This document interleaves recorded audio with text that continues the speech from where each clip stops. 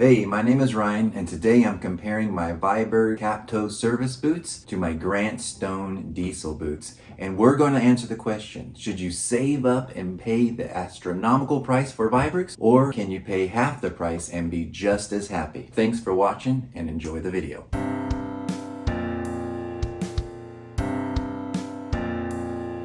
There's going to be one instance where you're going to want the Viberg boot. One instance where you're going to want it over the Grant Stone, and I'm going to tell you what that is at the end of the video. As we dive deep into this comparison of the two boot brands, I want to get a couple of things out of the way. First of all, my Viberg Service boots built on the 2030 last, they are a Goodyear welted boot. They're stitchdown, and my Grant Stone diesel boots are with a leather sole. So why I bring this up is I'm not comparing these two exact boots, but I'm comparing the Viberg brand compared to Grant Stone and see what's best for your money. I do believe, and I'll get into it in a little bit, why I think the Goodyear welted Viberg boot is just as good as their stitchdown. I know that's a hot take and that's a controversial take, and I'll get into that later. And I also think they compare better to most boots. So let's change up the camera, dive deep into this review, and at the end we'll see which one you should buy. So let's go through these boots kind of step by step, and we'll get a verdict at the end. So for the bottom of the boot, we'll just look at this.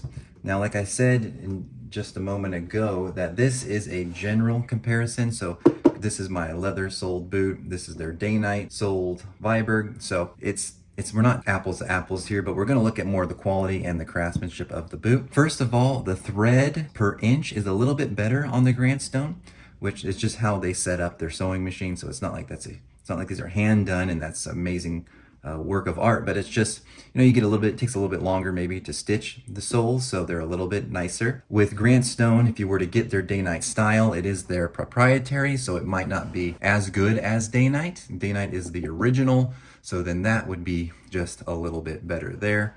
The same goes with the heel lifts, but by just looking at the bottom of these boots, they're so comparable that you could go either way. Maybe the stitching thread is a little bit nicer. I mean, it hasn't frayed at all, and these boots have been beaten up. So that's just one thing to note about the Viberg. Let's talk about the heel stacks. So for both boots, the heel stacks are veg tan leather. The Viberg has two thicker slabs of leather, while the Grant Stone has two smaller slabs of leather. It's still really good. One thing I will note is that the day-night heel stack is a lot thicker than even the day-night style one that Grant Stone's offers. So maybe they're just a little bit better. The bottoming of these shoes is just a little bit better. Let's talk about midsoles real quick. Maybe the best shot I could give you is that same shot. So the midsole, if you can see it, so here you have the leather heel stacks, you have the sole, and then the midsole. So to me, that looks about an 1/8 inch thick.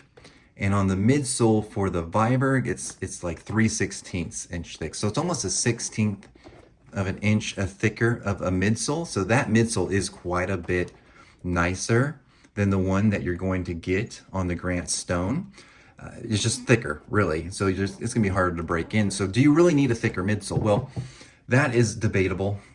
For what I use these for, the midsole doesn't really matter as much. It's more of just office work. It's not like hiking. Maybe if you wanted something that was way more sturdier underfoot for hiking, you would like that thicker midsole of the Viberg, but that's just, it costs a little bit more to get that thicker insole, so the Viberg does win that battle. Do you really need it? That's debatable, really, depending on what you think.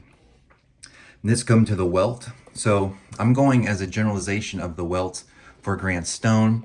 Their welts are fantastic, and they're always really good. What you look for with the welt is how much room they give you when they sand on the sole. So once they sand this down, if they sand into the welt, then that means when you re-sole it, you're gonna have to have it re-welted, which is gonna double almost the cost of re-soling. And so this welt is really nice. There's a lot of meat there. The stitching, it's not perfect. The welt joint isn't perfect, but it's all, good enough. The stitch per inch is just gorgeous though. I mean, that looks like the quality of a boot that's much more expensive. So they're doing great things with their stitch per inch. The welt is nice. It's not a perfect welt, but it's definitely a really nice, this is a reverse split on this shoe, and it looks really good, really high quality. Then on the Viberg, so this is a 270 degrees, so it's different, right? It's not the same. We're not comparing apples to apples, but the joint here is just perfect from the heel rand to the welt. It's just perfect. The stitching is there's a little bit less per inch than the Grandstone, but it is again just so well done. Just amazing Viberg quality. Again, you've got that almost perfect joint. So the welts, maybe it's just a little bit cleaner with Viberg, but the stitch per inch is a little bit more with Grandstone. So that's how you can kind of judge what you're getting there. And now I'm going to talk about something super controversial, and that is this Goodyear welted Viberg over the normal stitchdown Viberg. And why I think the Goodyear welted Viberg is really a good boot, and basically just as good as the stitchdown, when the stitchdown has really gained the popularity and people think that their Goodyear welted stuff you shouldn't get. So the reason why I love the stitchdown is because the Goodyear welt is because you have what they call a hold fast. So in a normal Goodyear welted boot, what the boot is built on is the footboard, right? So we call it an insole. So like this Grandstone has a leather footboard, and then it has a gimming that's a canvas gimming that's glued around the footbed, which they stitch the Goodyear welt to that gimming. So that it's a classic style of construction. It's more of a mass-produced style of construction for a boot, and it's fine. You know, in Red Wings they have trouble with their gimmings coming apart. You know, that can cause issues. I have never seen that with Grandstone. But the difference is with the Goodyear welt of the Viberg, they have a hold fast. So instead of having that gimming, they use a super thick foot insole, and then they basically carve into it. So it's impossible for that to come undone. So it's built better. Now it's still machine stitched. It's not like it's hand stitched, but still that is a sign of quality that you don't see, you know nothing about. You don't even really hear a lot about it with Viberg, but that's what they're doing with their Goodyear welted boots, and it makes it just fantastic quality. So that is a step above over the Grandstone. Does that mean the Grandstone's trash? Of course not. It's just a difference in how it's constructed. 90% of boots are going to be just a regular Goodyear welt with that gimming. This is a hold fast construction technically. So that welt is stitched that hold fast, and it's just a little bit better. So I hope that's not too controversial, but you know, I love your guys' comments. Keep keeping me in line, humbling me, telling me what I've said wrong. So just keep that coming. We love it. Now we'll talk about the upper leather, and again, the leathers are so, you know, it just depends on what you get. This is just a Chrome XL. This is from the Bootlosophy. This is a veg tan. You know, I like this leather better. I mean, it's just gorgeous how it's aging. Chrome XL is, you know, Horwing's one of my favorite tanneries, but Chrome XL isn't my favorite leather from them. But Chrome XL is just a leather that, you know, a lot of people have experience with, and so it's a fine leather. So let's just kind of talk about the stitching on the uppers.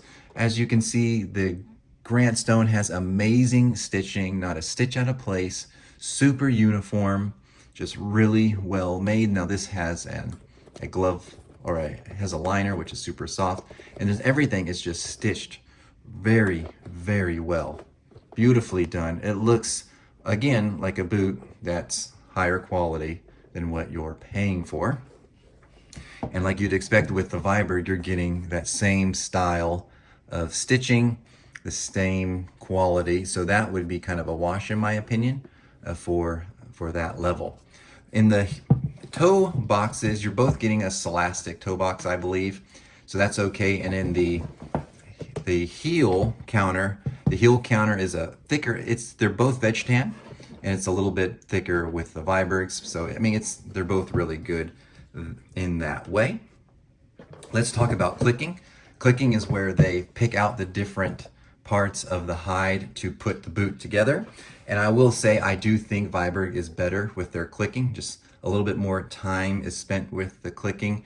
There isn't a lot of loose grain on Viberg boots. Now, I'm not saying you'll never have loose grain, but with a lot of them, Like this one, the grain is really, really creasing nicely. And that's just a benefit of good clicking, knowing where to take the leather from, what part of the hide will hold up the best for the boot long term. So that's awesome on Viberg. With Grant Stone, I would say it's above average, but it's not as good as Viberg with their clicking.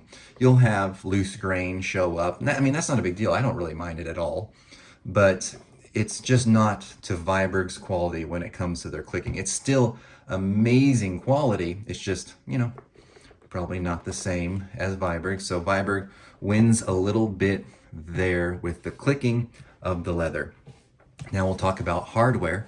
So hardware is subjective. I personally like the hardware, or at least the eyelets of the Viberg, a little bit better than these thicker eyelets on the Grant Stone. But the Grant Stone comes with speed hooks. This one, you know, that's kind of just, you know, that's up to you really, what you like and what you don't like.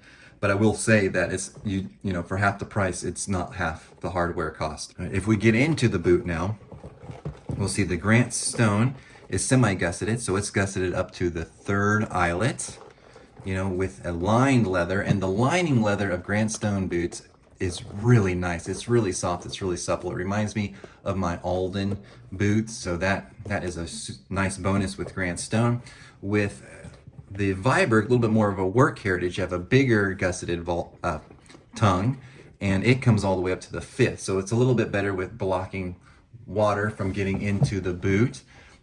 If you need that, you know, you'll like the Viberg a little bit more for that. This Viberg isn't lined, so that's fine. Liners are subjective if you want a liner or if you don't. So this one doesn't have a liner, and it's really no big deal to me. And then if you go inside the boot, again, we just come back to the veg tan insole with the Viberg, because it has a holdfast, has a thicker veg tan insole. The Grant Stone, it has a thick enough veg tan insole where you'll still get that nice break-in aspect of the heritage boot. And then under that, the cavity that's formed between the insole and the midsole of both of these boots, it is cork lined. So that's just a kind of a fast, if you want to call that fast, explanation of both boots. I want to talk a little bit about the last of these boots. So the Viberg is their 2030 last, and the Grant Stone is their Leo last, which is based, I think, on the Berry last from Alden. And the Leo last is a little bit more anatomically correct. It feels like it curves in a little bit, while the 2030 is a little bit more like a torpedo shape. So I'm a 13D on the Brannock. These are a 12D on the Grant Stones, and a 12 with the Vibergs. And watch my Viberg video if you want to learn more about their sizing. But for comfort, both of these lasts fit my feet really well. I don't have sensitive feet in that way. I can get away with a lot of different lasts, a lot of different shapes. But this might be the difference for you. You might just have to find out what last is best for you, and that will mean all the difference in the world and totally change what you think about each one of these boots. But that's my opinion. They're both super comfortable. There isn't one that's just better when it comes to overall comfort. Let me get into what I really think of both of these boots and which one you should get, and the reason why you may want to get the Vibergs. After going through these component by component, what is my verdict, and what is that one instance where you're going to want the Viberg service boot? Well, first of all, what is my verdict? I love Viberg boots. I think they are well made, and when you put them on, it feels like no corners were cut. They just feel amazing. They're built in Canada, and they are worth the money. Now, they're double the price of Grant Stone, and I'm not trying to just appease everyone, but I also think Grant Stone is almost as nice as the Viberg. I mean, we saw that there are some differences how they're constructed. Obviously, there's a big difference of where they're made. Of course, the Grant Stone being made in China. And, you know, some people I've seen in my comment section won't buy something made in China, so that automatically, you know, disqualifies it. But I don't mind where a boot's made as long as it's made well in a fair factory or a humane factory. Grant Stone, you're getting so much more. I mean, it could easily sell for $100 more.